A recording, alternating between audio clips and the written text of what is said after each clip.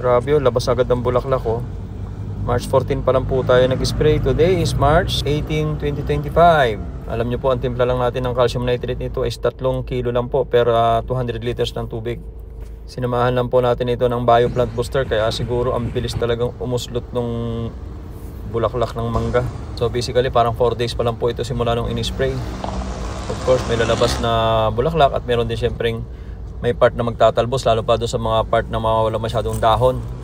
Pero for sure yung mga sanga na may mga paikot po na dahon, kompleto ang dahon, ay bulaklak po ang lalabas niyan.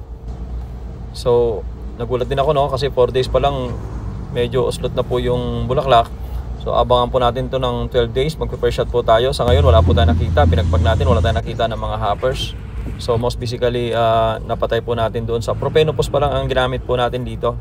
Na isinama natin doon sa 3 kilo na calcium nitrate at saka kalahating bote ng bioplant boosters per 200 liters of water. So doon sa mga magmamangga at saka doon sa mga gustong matuto magmangga, yung mga baguhan sa pagmamangga, baka makatulong po itong ating mga videos na ito. So abangan nyo po no, kasi ito po ay susundan na po natin ito na tinatawag na first shot on the 12 days or 12 days after flower inducing.